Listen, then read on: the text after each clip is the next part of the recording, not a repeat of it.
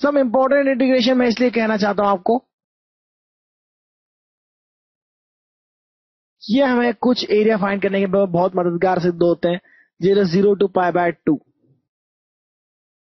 sin x dx, ये होता है, इंटीग्रेट करके मैं आपको दिखाता हूं। sin x का इंटीग्रेशन हो जाता है माइनस cos x, 0 to π/2 यहां पर लिमिट है, π/2 सब्स्टिट्यूट करेंगे तो π/2 हो जाएगा 0, cos π/2 हो गया 0, minus cos 0 that is -1 that is 1, तो इसकी वैल्यू हो गई 1। 0 to π/2 sin x का ग्राफ यदि हम देखते हैं, sin x का ग्राफ हमने इस तरह से देखे हैं, ये 2π होता है, ये π होता है और ये होता है π/2। तो 0 to π/2 यानी ये एरिया निकाला अभी हमने, ये 1 है।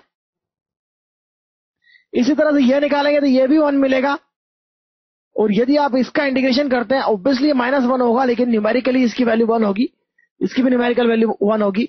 ये इंटीग्रेशन 0 to 2π यदि आप करते हैं sin x का इंटीग्रेशन, तो यह +2 यह -2, टोटल वैल्यू होगी 0। तो उसी तरह से आप 0 to π/2 यदि cos x का करते हैं इंटीग्रेशन, तो यह भी 1 मिलेगा आपको। यानी sin x और cos x ग्राफ में यह जो पार्ट है, ये कर्व, छोटे छोटे से कर्व, इंटरसेक्टिंग कर्व है, साइन कर्व, कॉस कर्व के ये पार्ट्स हैं।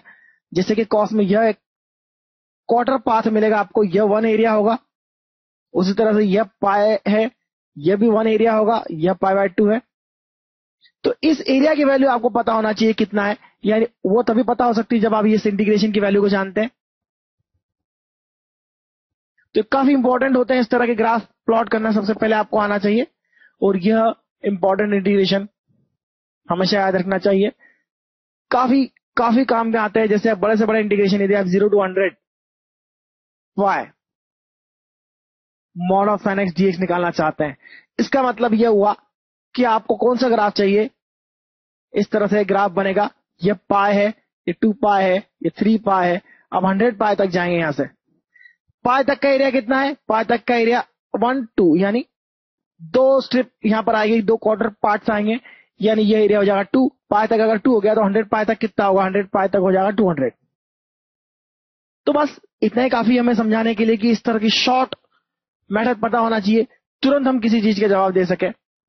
पाई तक का एरिया 2 होगा तो 100π तक का एरिया 200 होगा। तो यह इंटीग्रेशन आपको आना चाहिए, याद रहेंगे तो काफी काम में आएंगे आपके। Area bounded by the curve के काफी क्वेश्चन हमने सॉल्व किए, आप उनमें से देखिए IEEE लेवल के, उसके बाद JEE लेवल की प्रॉब्लम देखिए।